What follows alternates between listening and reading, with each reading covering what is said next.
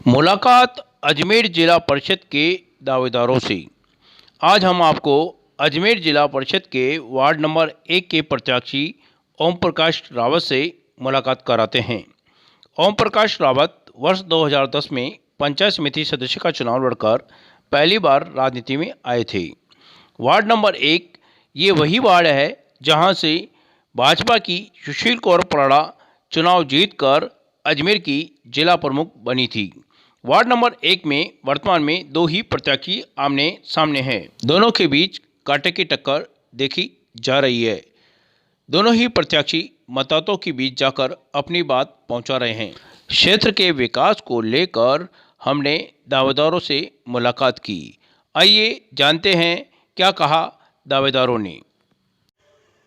अजमेर जिला परिषद चुनाव को लेकर वार्ड नंबर 1 के प्रत्याशी ओम प्रकाश रावत और पप्पू भाई इस समय हमारे बीच हैं। हम इनसे जानते हैं कि किस प्रकार वार्ड नंबर 1 को लेकर इन्होंने चुनाव की तैयारी कर रही है। पप्पू जी, सबसे पहले तो ये बताएं कि आपका प्रचार किस प्रकार से चल रहा है अभी?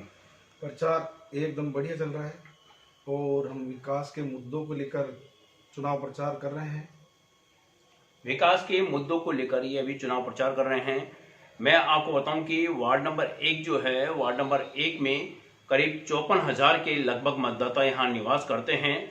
यहां पर वार्ड नंबर 1 में 10 ग्राम पंचायतें जो हैं वो इस क्षेत्र में आती है, जिसमें भगवानपुरा, पिचोलिया, खोरी, कड़ेल, देवनगर, कानस, तिलोरा, बासेली ग्राम पंचायतें इसमें सम्मिलित हैं। पहले यहाँ पर 9 ग्राम पंचायतें हुआ करती थी, लेकिन बासेली नवीन ग्राम पंचायत जुड़ने के बाद यहाँ पर अब कुल 10 ग्राम पंचायतें हो गई है, जिनके लिए आगामी 27 नवंबर शुक्रवार के दिन यहाँ पर मतदान होना है। वार्ड नंबर 1 में कांग्रेस और बीजेपी दो ही कैंडिडेट आमने सामने चुनाव लड़ रहे हैं। यहाँ पर बड़ा ही कठिन मुकाबला दोनों के बीच देखा जा रहा है।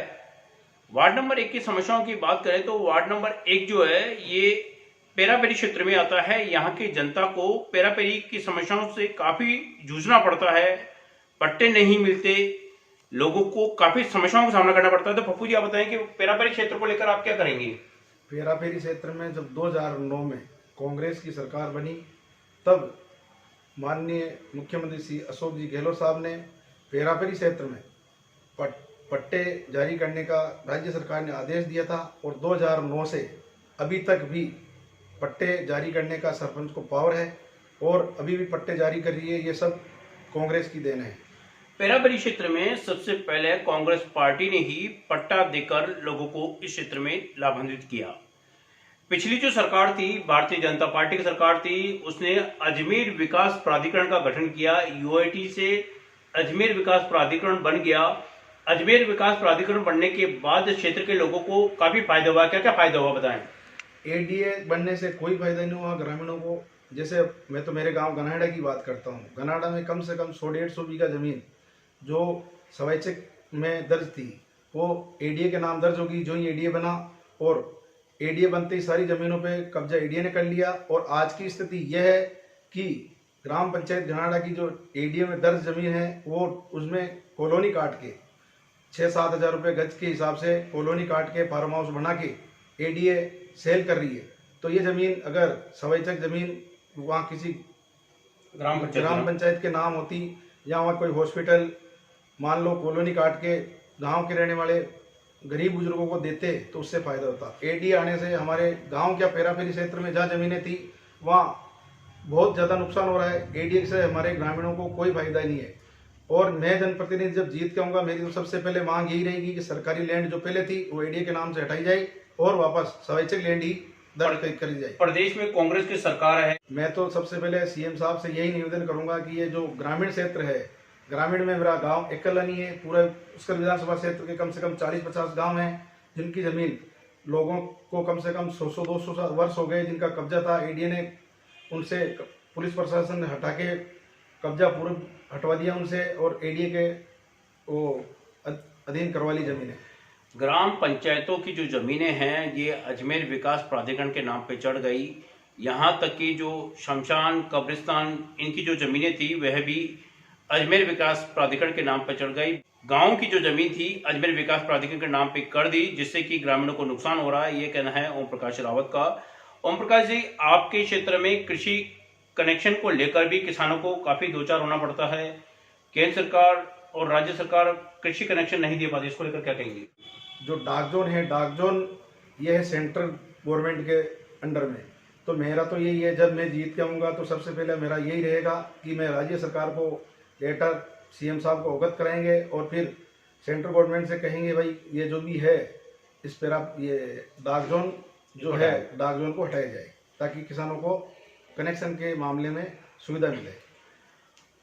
वार्ड नंबर 1 इस क्षेत्र में काफी धार्मिक स्थल है, इनके सुनियोजित विकास को लेकर आप क्या करेंगे और कौन कौन से यहाँ पर धार्मिक स्थल, इसके बारे में बताएं। यहाँ पुष्कर के आसपास में केवल जो बाहर का यात्री आता है वो पुष्कर तक ही सीमित रहता है, जबकि यहाँ पुष्कर के आसपास में सूरजकुंड, कानबाई, ककड़ेसर, मकड़ेसर, नंदराय माता, खोरी माता और ये वेदनाथ जी आदि धार्मिक स्थल है जहाँ लोगों को पता ही नहीं है, जबकि बहुत पुराने स्थल है ये।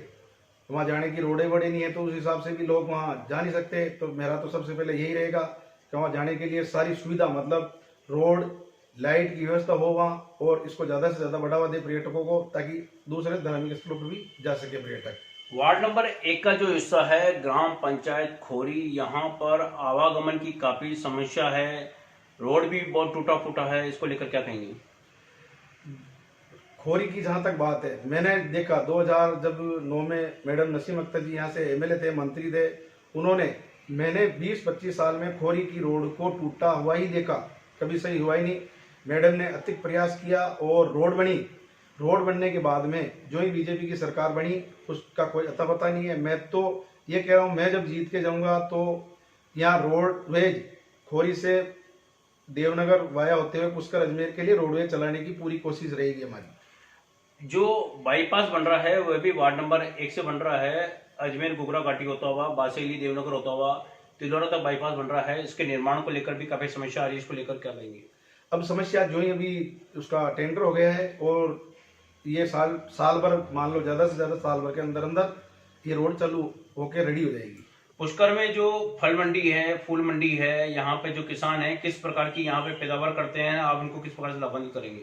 मैं तो किसानों को, जहाँ ऐसे पुष्कर के आसपास में गुलाब है, गुलाब ये जामुन है, गुलाब, गुलकंद, गोभी, मैं तो यही कह रहा हूँ कि जो यहाँ की पैदावार है ये यहीं तक सीमित है, पुष्कर तक। इसको अंतर्राष्ट्रीय मार्ग में जैसे पहचान है, अभी जामुन है, जामुन ऑल इंडिया में जाता है, ये पुष्कर के नाम से फेमस है, पर इसकी जान पहचान केवल पुष्कर तक ही रह गई, ताकि कुछ पैसा मिलता है, कम पैसा मिलता है किसानों को, और यहाँ के दलाल वलाल जो भी खरीद के मार्केट में जाता है। तो मेरा तो यही है, इसकी पहचान ऊपर तक बनाएंगे। जो भी है, ये आंवला है, जामुन है, गोभी है, शहतूत है, जो भी है, इनको अंतर्राष्ट्रीय मार्ग तक डायरेक्ट किसानों से संपर्क बनाएंगे, ताकि डायरेक्ट किसानों को फायदा मिल सके। ग्राम पंचायत जो तिलौरा है, इस तिलौरा में भी वर्तमान में जो मोटर बॉडी रिपेयरिंग का काम है काफी बड़े स्तर पर हो रहा है, इसके विकास को लेकर क्या करना चाहिए? रिपेयर का जो तिलौरा में काम है बहुत अंतर्राष्ट्रीय मार्ग ही मानो आप इसको, पूरे ऑल इंडिया में यहाँ से बॉडी बन के जाती है। तो मेरा तो यही है कि सरकारी जहाँ भी लैंड होगी, हम कलेक्टर साहब से फिर सीएम साहब से मिलके रिक्को एरिया विकसित कराएंगे, ताकि बॉडी बनाने वाले, लेने वालों को पूरी सुविधा मिल सके, बढ़िया भाव मिल सके, बढ़िया काम हो सके, यही रहेगा हमारा। पुष्कर जो आसपास का क्षेत्र है, यहाँ पर नर्सरी का कारोबार भी काफ़ी है। यहाँ पर तकरीबन 2000 से अधिक व्यक्ति नर्सरी कारोबार से जुड़े हुए हैं। नर्सरी कारोबार के जो श्रमिक हैं, मजदूर हैं, और नर्सरी के करने वाले जो व्यापारी हैं, इनके विकास के लिए कुछ प्लानिंग की हो तो बताएं।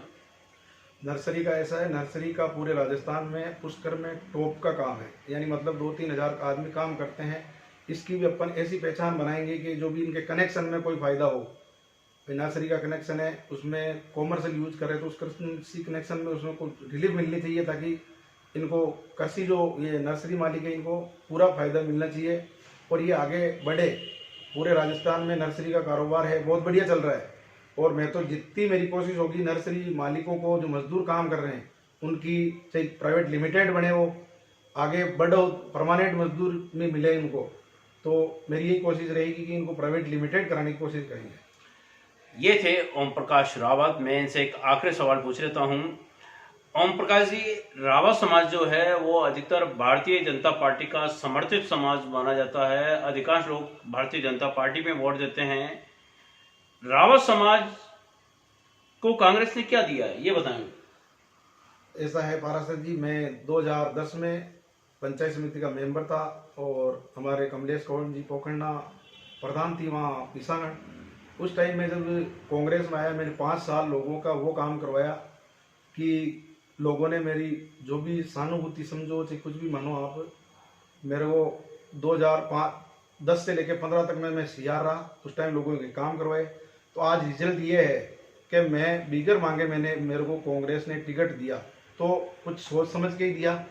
और आगे मेरा तो यही मानना है। क्या भाजपा में दावेदार नहीं थे? भाजपा में दावेदारों की लाइन लगी हुई थी। देखो मेरे मित्र हैं अशोक जी राव जो प्रधान थे, मोहन सिंह जी जो सीनियर राव समाज के अध्यक्ष रहे, उनकी राजनीति हो गई 40 साल। माणक जी इससे पहले जिला परिषद के मेंबर थे, उनकी उम्र हो गई 60 साल। उन्होंने भी राजनीतिक बीजेपी में खूब राजनीति करी, सब टिकट की लाइन में थे। टिकट काटा, जबकि 19,500 20,000 रावतों के वोट है, और फिर किसी दूसरे कैंडिडेट को दिया, लाइन में थे। और मेरे को तो कांग्रेस ने टिकट बुला के घर बुला के दिया, तो इससे बढ़िया और क्या हो सकता है मेरे लिए और मेरे समाज के लिए। आप एक आखिरी सवाल, आप अपने क्षेत्र के जो मतदाता है इनसे क्या अपील करना चाहेंगे?